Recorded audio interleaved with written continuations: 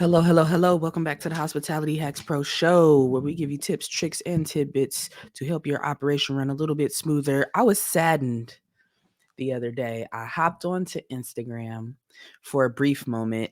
And I say hopped on because thank you for following and listening wherever you're listening, whether that is YouTube or podcast platform, because I try to consistently show up here at least once a week, but I've been doing a bad job with my other social media.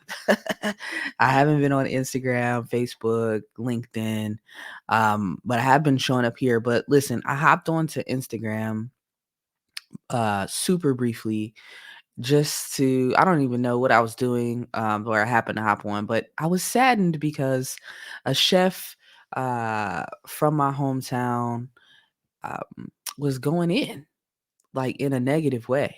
Um, he showed a picture of his empty restaurant. I think it might have been a Friday or Saturday night, and it was empty, and he was complaining in the caption, like, about people not supporting.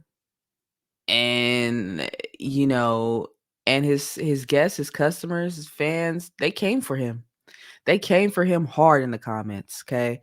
And I won't mention his name or restaurant specifically, but he was in the Oakland area, San Francisco Bay Area, which is where I'm from originally. And it really, the comments didn't sadden me from the guests. What saddened me was his response to the feedback. His response to the feedback was super negative.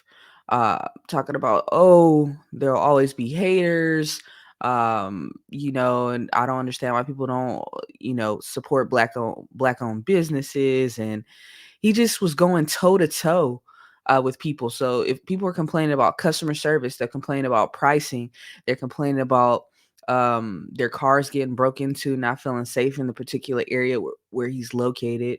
Bipping apparently is a fairly new term, or at least I just learned about it when people break into your cars. But he was not receptive, and it was cringe. It was cringe. He's since taken the post down, which I'm glad, because I went to take a look right before I hopped on to talk to you guys about this. And so he's since removed the post, which is probably for the best because it wasn't constructive at all. And so he was super defensive. And some of the things he was saying was like, well, I'll take constructive criticism, and the but is where it just went wrong. It doesn't even matter what comes after the but anything after the but is an excuse. Like, I'll take constructive criticism, but da da da da da da. Da. No, there's no but. Like, your people are telling you exactly what you need to do to win them back, right? You're showing a picture of your empty establishment complaining, and they're telling you, "Oh, well, the prices, the customer service." I've walked in, some of the specific complaints. I walked in and wasn't greeted for several minutes. When someone did come to greet me, I was then had to wait more. And then when I was seated, I had to wait 30 minutes. The servers were rude, not friendly, not welcoming, and let me just take a quick break to say, these thoughts and feelings are mine and mine alone. They're just my 2 cents.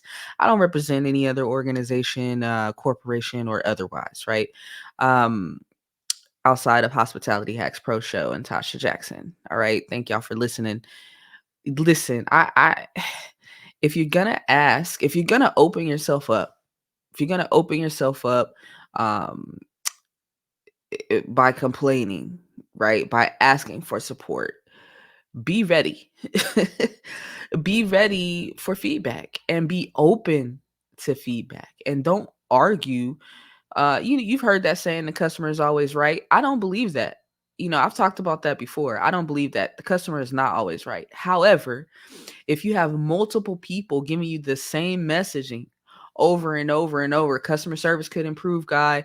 Hey, the way you're responding in these comments, I understand why your servers and bartenders, are not doing a good job, because it trickles from the top down.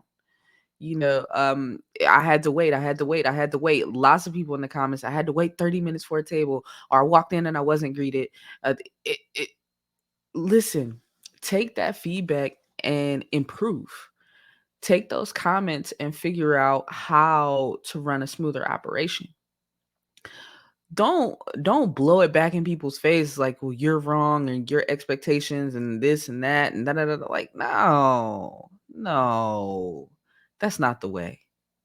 That's just really not the way. And I was really, like I said, it was cringe. It was very cringy. And I know that people, when you have a business, especially a small business, independently run business, it's your baby. It's you put your blood, sweat, and tears into it, that sweat equity, and you don't want anybody to talk about your baby. You don't want anybody to say your baby is ugly, right? You don't want anybody to bully your baby. But you might need to get somebody else to help you run your social media then. Because the things that you're putting out, um for all the world to see on the world wide web, have to be reflective of the experience you want people to have, right? And I this is a chef that I don't um I check in with him from time to time just to see how things are going, and I feel a sense of uh, uh pride for what he's doing. Like, I appreciate what he's doing. I've eaten at his restaurant one time, and it was, yeah, I can't say that I had a negative experience. It was average. Um as far as the customer service piece, the food was decent, but you know what I'm about. I'm about the above average service experience, right? Speaking of,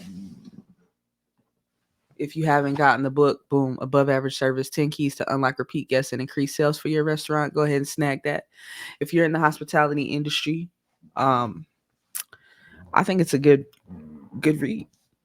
I I'll go ahead and pop the link in the comments, but it's maybe I'll send him a book. I don't know that he would read it. He didn't seem like the type of person who is open, like he said he was, to constructive criticism or feedback. But you never know. Maybe there might be one thing in there that's helpful. Um, and I just encourage everyone, no matter what your business is, no matter what your area of expertise. I told someone the other day that although I went to culinary school and have worked as a chef and currently working as a chef instructor, my passion, the part that I'm most passionate about in this industry, is the people. The food is fun, and I love good food. I love to prepare it. I love to consume it. But the thing that makes the businesses tick are the people. That's the people that we're serving, the people who are working hard, the people who are, your suppliers, bringing you food and beverage. It's that people piece is so crucial. You can have the most amazing food ever, and if you don't get the people piece right, your guests will not come. If they don't feel valued, if they don't feel taken care of, if they don't feel appreciated, and they don't get, good service, they'll find somewhere else to go. Good food and all, right? You got to get that people piece right. If I would say it's more important than having extraordinary food, because there's so many people who cook well. There's so many chefs who come up with amazing concepts, beautiful plates that taste amazing and delicious. Exquisite offerings. Um, it's a little bit harder to get the people piece right. It takes a little bit of magic to get the right balance of personalities to represent your brand, right? And so sometimes people don't want to do the hard thing. That's the harder thing. Food doesn't talk back. You know? Food doesn't food doesn't have personal issues. Food doesn't have, sick kids, so I have to call out from work or, personal emergencies or deaths in the family or I stubbed my toe or I don't like so and so. Can you put me on a different shift from that person? Like the people piece is hard. It's much harder, but it's so important. It's so critical.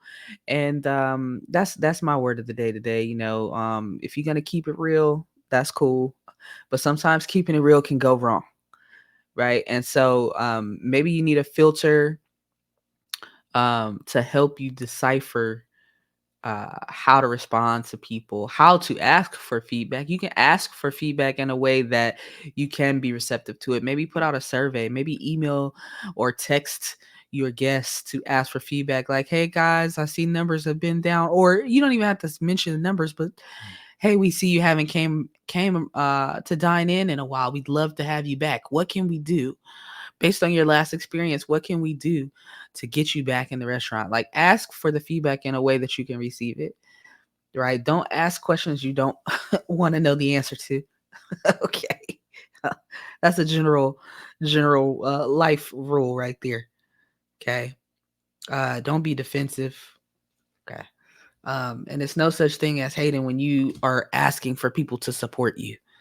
It's not like people came out of the blue and just start, going in on them. Like, no, you started this conversation, sir.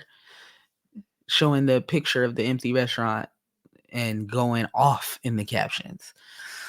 But anyway, on the off chance he happens to see this, I'd love to have a conversation. Again, I'm not gonna name names, but you know who you are. I'd love to have a conversation. It's there, maybe there's a way that we can help you.